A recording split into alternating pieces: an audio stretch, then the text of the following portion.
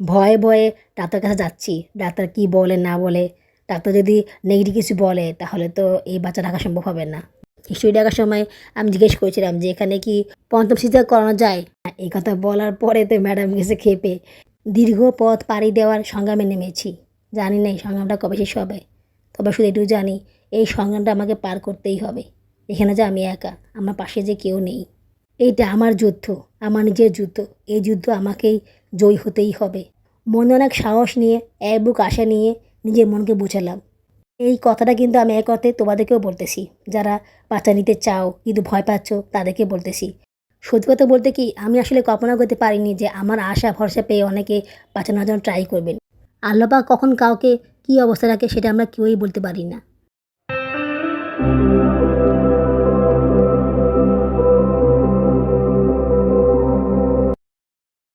আসসালামু আলাইকুম। আমার চ্যানেল এবং পেজে তোমাদের সবাইকে স্বাগতম জানাচ্ছি। তোমরা সবাই কেমন আছো? আশা করি আল্লাহর রহমতে ভালোই আছো। আমিও ভালো আছি আলহামদুলিল্লাহ। দেশে এবং বিদেশ থেকে যারা আমার ভিডিওটি দেখতেছো তাদের সবাইকে জানাই আমার পক্ষ থেকে আন্তরিক অভিনন্দন ও ভালোবাসা। নতুন আরও একটি ব্লগ নিয়ে আবার তোমাদের সামনে হাজির হলাম। ডাক্তারের কাছে যাচ্ছি। আজকে মনে হয় ঈদের সপ্তম কি অষ্টম দিন। তো আল্ট্রাসোনোগ্রাম করার পরে আজকে বের হয়েছি ডাক্তার কাছে যাওয়ার জন্য। এর আগের ২টা সিজার ওজিএসপি হাসপাতালে হয়েছে। তো এবারেও এই হাসপাতালে সিজার করাবো ভাবতেছি, যদি করানো যায় আর কি। ভয়ে ভয়ে ডাক্তার কাছে যাচ্ছি। ডাক্তার কি বলে না বলে, ডাক্তার যদি নেগেটিভ কিছু বলে তাহলে তো এই বাচ্চা রাখা সম্ভব হবে না। জানি না কি হবে, মানে খুব টেনশনে আছে আমি। বাবুর আব্বু তো বাচ্চা নষ্ট করার জন্য পাগল হয়ে গিয়েছে। সেই দিনকার পর থেকে বারবার শুধু আমার উপরে চাপ প্রয়োগ করতেছে বাচ্চা নষ্ট করার জন্য। বলতেছে খুবই সময় হয় নেই, বাচ্চাটাকে নষ্ট করে ফেলো, আমি পারবো না এসব কিছু করতে, তোমার এখনও সময় আছে, তুমি বুঝতেছো না তুমি কি ভুল করতেছো, তুমি কি কাজ করতে যাচ্ছ, তুমি জানো না তোমার কত সমস্যা হবে, মানে এরকম অনেক কিছু। আমি বললাম যে ডাক্তার আমি দেখিয়েছিলাম তাকে দেখাই, দেখি উনি কী বলে। উনি তো আমার সিজা করেছেন, উনি জানে আমার অবস্থা। উনি যদি বলে যে এই বাচ্চা রাখলে আমার জন্য রিস্ক বা এই বাচ্চা রাখা সম্ভব না, তাহলে আমি তোমার কথা ভেবে দেখব। কিন্তু উনি যদি না বলে তাহলে আমি এই বাচ্চা রাখবো। এই বাচ্চা রাখবো সরাসরি বলিনি, শুধু বলেছি ওনার ডিসিশন অনুযায়ী আমি ডিসিশন নিব। তো ওনার অ্যাপয়েন্টমেন্ট নিলাম। ভোরবেলা তো ওনার সিরিয়াল দেওয়া লাগে, তো সেটা ওরা দিয়ে রেখেছিল। ডাক্তারের সাথে দেখা করার আগে হিস্ট্রি লিখতে হয়, সেটা আমার উপরে যেয়ে লিখতে হয়। তো সেটা আমি করে আসলাম। হিস্ট্রি দেখার সময় আমি জিজ্ঞেস করেছিলাম যে এখানে কি পঞ্চম সিজার করানো যায়, বা আফরোজা ম্যাডাম কি পঞ্চম সিজার করিয়েছেন? তো উনি বলতেছেন যে হ্যাঁ উনি পঞ্চম সিজার করিয়েছেন। তখন বললাম কোনো সমস্যা হয়নি তো? তো বলতেছে যে কোনো সমস্যা হয়নি, তবে সবার শরীর তো এক না, এক একজনের কন্ডিশন এক এক রকম থাকে, তবে এরকম খারাপ কোনো কিছু হয়নি। ব্লাড ঠিক থাকলে সমস্যা হয় না, ব্লাডটা আগেই ঠিক রাখতে হয়, ডোনার ঠিক করে রাখতে হয়। ডোনার ঠিক করে না রাখলে পরবর্তীতে সমস্যা হতে পারে। তো ওনার কথা শুনে একটু স্বস্তি পেলাম যে না, কোনো সমস্যা হবে না, একটু সতর্ক থাকলে ইনশাল্লাহ সব কিছু ঠিক হয়ে যাবে। ডাক্তার দেখাতে খুবই সময় লাগেনি, কারণ এই হাসপাতালের যে ম্যানেজার তার সাথে বাবুর সখ্যতা ভালোই গড়ে উঠেছে। যেহেতু 2বার সিজার করিয়েছে, তাছাড়া 2বার ডিসকাউন্ট দিয়েছে, কিছু টাকা কম রেখেছে। তো এই কারণে ওনাকে বলার পরে উনি বলেছে ওনার নাম বললেই ভিতরে তাড়াতাড়ি ঢুকতে দেবে, কোনো চেয়ার লাগবে না। হলো তাই, খুব বেশিক্ষণ বসতে হয়নি, তাড়াতাড়ি করে ভিতরে ঢুকে গেলাম। বাবুর আব্বু আমার সাথে ঢুকলো ভিতরে। তো উনি ভিতরে ঢুকার পরে বলতেছে যে ম্যাডাম, ম্যানেজার সাহেব বলেছে যে বেশি কথা বলা আপনি পছন্দ করেন না, তো আমি বেশি কথা বলতেও চাই না। এই কথা বলার পরে তো ম্যাডাম গেছে খেপে। হ্যাঁ, বেশি কথা আমি কোথায় বলি? আমি কি কথা বলতে না করেছি? যেটা প্রয়োজন সেটা বলবেন, অপ্রয়োজনীয় কথা আমি বলা পছন্দ করি না। ম্যাডামটা আবার একটু রাগী টাইপের, মানে কথা খুব কম বলে, খুব বেশি কথা বলা যায় না। তোমাদেরকে আমি আগে বলেছিলাম, যখন আমার প্রসিজার করে তখন বলেছিলাম। যাই হোক, উনি আসলে বলতে চেয়েছিলেন উল্টা। উনি বলতে চেয়েছিলেন ম্যাডাম আমি আসলে আপনাকে জ্বালাবো না, বেশি কিছু বলবো না, মেন কথা হচ্ছে এটা। তো ওই কথাটা উনি ঘুরায় বলতে গিয়ে সমস্যায় পড়ে গিয়েছেন আর কি। ওনার চেহারাটা দেখার মতো ছিল। আমার কাছে যে কী ভালো লেগেছে, ম্যাডাম জনকে বকেছিল, অনেক ভালো লেগেছিল। তো ম্যাডাম সব কিছু দেখলো, তারপরে বেডে শোয়ালো, সব কিছু দেখলো, পেটে হাত দিয়ে দেখলো, বললো যে সমস্যা নেই, সব কিছু ঠিক আছে, বাচ্চা আপনি রাখতে পারেন, তবে এর পরবর্তীতে একটা স্থায়ী পদ্ধতি নিয়ে নিন, বা যদি চান আপনি কোনো স্থায়ী পদ্ধতি নিতে পারেন। তখন আমি বললাম ম্যাডাম লাইগেশন করিয়ে ফেলবো। তো ম্যাডাম বললো যে লাইগেশন করা ছাড়াও আর অনেক স্থায়ী পদ্ধতি আছে, সেগুলো করতে পারেন। কী ভাবতেছো আমি একা একা হেঁটে হেঁটে কোথায় যাচ্ছি? আসলে বাবুর উপর রাগ করে সামনে চলে গিয়েছে, উনি সামনে হাঁটতেছে, আমাকে রেখে চলে গিয়েছেন। এমনিতে শরীরের অবস্থা ভালো না, শরীর অনেক টায়ার্ড, অনেক কাহিল লাগতেছে, তার মধ্যে আবার উনি এরকম করতেছেন।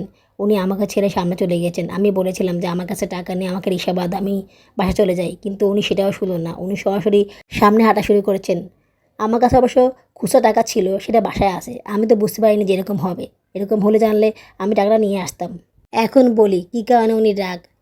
তো ম্যাডামের কাছে সব কিছু বলার পরে ম্যাডাম বলল যে আমি তো এসব কাজ করি না, তো আপনারা ইচ্ছা করলে অন্য জায়গায় করাতে পারেন, তবে এসব কাজ আমি করি না। যদি বাচ্চার কোনো সমস্যা না থাকে তাহলে আমরা অ্যাবর্শন করি না। যদি বাচ্চার কোনো সমস্যা থাকে বা যদি বাচ্চা অ্যাবনর্মাল থাকে তাহলে আমরা অ্যাবর্শন করিয়ে ফেলি বা করাতে বলি। এছাড়া আমরা এসব কাজ করি না বা করাতে বলি না। প্রথমে তো বাবুর আব্বুকে অনেক বকা দিয়েছিল, কেন আপনি বাচ্চা নষ্ট করতে চান, বাচ্চার কী সমস্যা, বাচ্চা তো ভালোই আছে, বাচ্চা রাখবেন না কেন, বাচ্চা নষ্ট করা তো পাপ, আপনি সেই পাপ কাজটা কেন করবেন? এখন বাচ্চার রুহু চলে আসছে, যখন ভুল হয়েই গেছে তখন রেখে দেন, কেন বাচ্চাকে নষ্ট করবেন? দেখো উনি কিন্তু সম্পূর্ণ যায়নি, উনি সামনে অনেক দূর হেঁটে আবার দেখে যে আমি আসি কি না, আমাকে দেখে আবার সামনে হাঁটেন। মানে এটা কোন ধরনের ফাজলামি শুরু করছেন? আমার খুব হাসি পাচ্ছে, বুঝছো, মানে খুব হাসিও পাচ্ছে, আবার রাগও উঠতেছে। অতিরিক্ত করে ফেলতেছেন, বুঝছো। আমি ওনাকে বারবার বলেছি তুমি দাঁড়াও দাঁড়াও, আমাকে নিয়ে যাও, আমাকে বাসায় নিয়ে যাও, তুমি কোথায় যাচ্ছ? কিন্তু উনি আমার কথা শুনতেছেনই না, উনি ওনার মতো করে হাঁটা শুরু করেছেন। আমি ফোন দেই, উনি ফোন ধরতেছেন না। একসময় ফোন ধরে বলেন, তুমি যদি তোমার ডিসিশন চেঞ্জ না করো তাহলে আমি তোমার সাথে যাব না, তুমি একাই বাসা যাও, আমি তোমাকে নিয়ে যাব না, তোমার কোনো দায়িত্ব আমি নিব না। এই দেখো ডাক্তার ওষুধ দিয়েছে, ফলিউশন আমি আগে থেকেই খাওয়া শুরু করেছিলাম। ডাক্তার ওষুধ দিয়েছে তার আগে থেকে আমি ফলিউশন খাওয়া শুরু করেছি। আমি তো জানি যে প্রথম 3 মাস ফলিউশন খাওয়া লাগে। দেখো ডাক্তার বলেছে 1 মাস পরে আবার আসতে, 1 মাস পরে আলটা আর কিছু রিপোর্ট আছে সেগুলো করে নিয়ে আসতে বলেছে। রক্তের গ্রুপ যেহেতু জানা আছে তো সেটা করতে হবে না, বাকিগুলো করতে হবে। আলহামদুলিল্লাহ বাচ্চার কোনো সমস্যা নেই, বাচ্চা ঠিক আছে। আমাকে শরীরের প্রতি যত্ন নিতে বললেন। আর যত্ন নিব, যার এরকম স্বামী বাসায় থাকে তার কি যত্ন নেওয়া চলে বলো? খুব ক্ষুধা লেগেছিল, ওনাকে বারবার বলেছিলাম যে তুমি চলে যাবা, যাও আমাকে খাবার খাইয়ে দিয়ে যাও বা আমাকে খাবার খাবার টাকা দিয়ে যাও, আমার খুব ক্ষুধা লেগেছে, কিন্তু উনি আমার কথা শুনতেছেন না। তো আমি পাশের একটা হোটেল ছিল তোমরা দেখলা, তো সেই হোটেলে গিয়ে বসলাম। আর কতক্ষণ হাঁটা যায় বলো, হাঁটতে হাঁটতে ক্লান্ত হয়ে গিয়েছি। সেই ভোরবেলা ঘুম থেকে উঠেছি, ওনাকে ডাক দিয়েছি, উনি উঠেছে, ডাক্তারে চেয়ার নিয়েছে, তারপর থেকে তো আর ঘুমাতে পারিনি। তারপরে রেডি হয়েছি, ওনাকে ডাক দিয়েছি, বাচ্চাদের দুধ খাইয়ে দিয়েছি, এরপর 80 দিনে বের হয়েছি, তো সময় তো লেগেছে তাই না? এত সময় ধরে আমি না খেয়েছিলাম, জানোই তো প্রেগনেন্ট অবস্থায় ক্ষুধা সহ্য হয় না, অনেক বেশি খারাপ লাগে, আর ক্ষুধা লাগলে অবস্থা আরও বেশি খারাপ হয়ে যায়। আমার অবস্থা অনেক বেশি খারাপ হয়ে গিয়েছিল। আমার কাছে কিন্তু কোনো টাকা পয়সা নেই, বুঝছো, আমি খেতে বসে গেলাম, জানি না কি হবে, ভয়ে ভয়ে আসি। আর আল্লাহকে ডাকতেছি যে আল্লাহ একটা ব্যবস্থা করে দাও, আমার কাছে টাকা নেই, আমার খুব ক্ষুধা লেগেছে, আমি খাচ্ছি, আমার খাবারের বিলটা যাতে উনি দিয়ে যায়।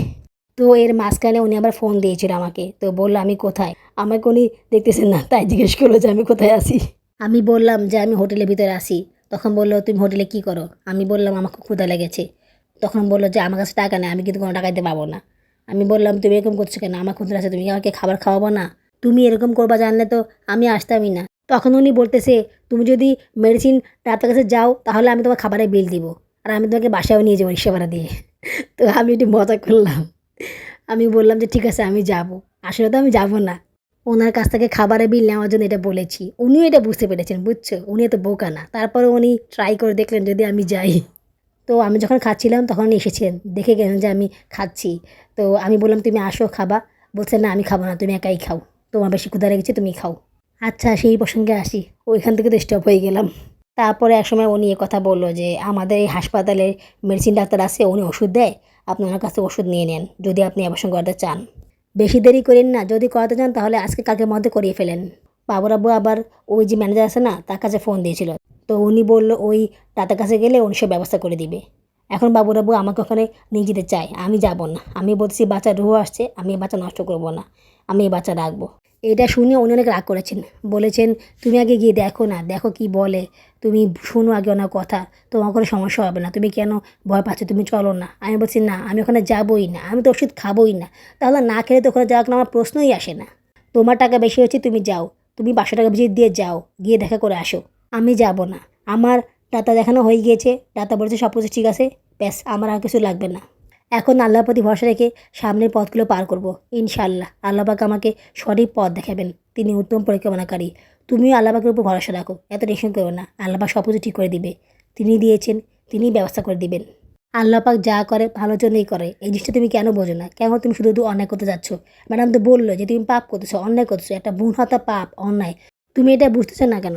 তখন উনি বলে, হ্যাঁ তুমি কত নামাজ কালাম পড়ো, কত আল্লাহকে মানো, তোমাকে তো একবার দেখি না নামাজ পড়তে, বাচ্চা কাচ্চা ঠিকভাবে সামলাতে পারো না, আবার তুমি 8টা বাচ্চা নিতেছো। আমি বললাম, আমি নামাজ কালাম না পড়লেও তোমার মতো ঢং করি না, বাচ্চাদের কারণে, সংসারের কাজের কারণে অনেক সময় নামাজ কালাম পড়তে পারি না। তুমি তো ফ্রি থাকো, তাও তো তুমি নামাজ পড়ো না। তুমি যখন অফিসে থাকো তখন তুমি নামাজ পড়ো, বাট যখন তুমি বাসায় থাকো তখন তুমি একবেলাও নামাজ পড়ো না। এই কথা শোনার পরে তো উনি অনেক খেপে গিয়েছেন, মানে উচিত কথা বলেছি না, তাই গায়ে লেগে গিয়েছে, বুঝছো। ভাজিতে কিন্তু বোম্বাই মরিচ দিয়েছে, তোমরা একটু খেয়াল করলেই দেখতে পারবে বোম্বাই মরিচের গন্ধ পাচ্ছি। বোম্বাই মরিচ দিয়ে ভাজি খেতে ভালোই লাগতেছে, একটু ঝালাতেছে কিন্তু খেতে ভালো লাগতেছে। বাবুরাবু অনেকক্ষণ দাঁড়িয়েছিল, তারপরে খাবার শেষ করে ওনার সাথে বের হলাম। বের হয়ে বললাম, বাসায় যাব। এখানে কেন দাঁড়িয়ে আছো? তো বলতেছে, হাসপাতালে যাবার না। আমি বলতেছি, কোথায় যাব, হাসপাতালে কেন যাব? তোমাকে বললাম আর তুমি বিশ্বাস করলা? তারপর উনি রেগে মেগে একটা রিক্সা নিল, বাসায় যাবে। এই ফাঁকে আমি আবার একটা আইসক্রিম কিনলাম, ছাড় খেয়েছি তো আইসক্রিম খেতে খুব ইচ্ছা করেছিল। টাকা কোথায় পেলাম? খাবার বিল দেওয়ার সময় কিছু টাকা খুঁজে দিয়েছিল, সে টাকাটা আমি রেখে দিয়েছিলাম। আইসক্রিমটা অর্ধেকও খেতে পারিনি, বাবুরাবু ধাক্কা দিয়ে ফেলে দিয়েছে। চিন্তা করো কেমন মানুষ উনি। উনি অফিসে চলে গিয়েছেন, আর আমি রিক্সা করে বাসা চলে আসলাম। ওনাকে বললাম বাচ্চাদের জন্য পরোটা কিনে দিতে, উনি বললো ওনার কাছে টাকা নেই। বাচ্চা নষ্ট করার জন্য ওনার কাছে ঠিকই টাকা ছিল, কিন্তু বাচ্চাদের খাবার দেওয়ার জন্য ওনার কাছে টাকা নেই। উনি পাউরুটি কিনে দিয়েছিল, সেই পাউরুটিটা নিয়ে গেলাম। রিক্সা থেকে নামার পরে সিঁড়ি দিয়ে হাঁটতে অনেক কষ্ট লাগছিল, খুব টায়ার্ড লাগছিল।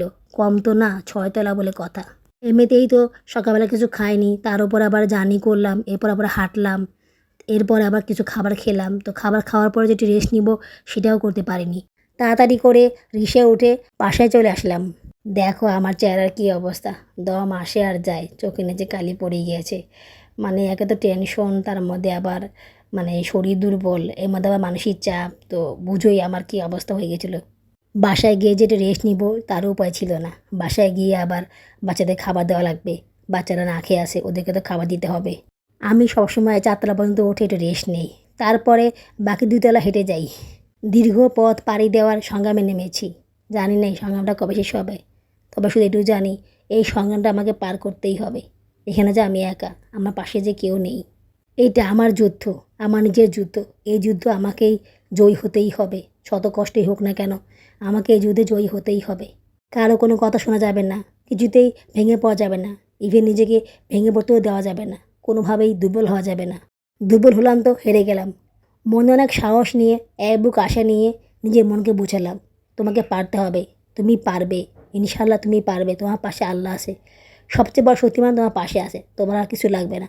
কোনো কিছু নিয়ে তুমি চিন্তা করো না, আল্লাহ পাক তোমাকে দেখবে, তোমার খেয়াল রাখবে। তুমি তো কোনো অন্যায় করোই, তুমি তো কোনো পাপ করোনি, তাহলে তোমার কেন কষ্ট হবে? মনে সাহস রাখো, বাচ্চাদের সামলাও, ঘরের কাজ করো, সামনে এগিয়ে যাও, টেনশন করো না, ভয় পেও না। এই কথাটা কিন্তু আমি এক অর্থে তোমাদেরকেও বলতেছি, যারা বাচ্চা নিতে চাও কিন্তু ভয় পাচ্ছ তাদেরকে বলতেছি। অনেক আপুরাই না আমাকে মেসেজ করে, বলে যে আমার বাচ্চা একটা নষ্ট হয়ে গিয়েছে বা মারা গিয়েছে, আমি আরেকটা বাচ্চা নিতে চাই।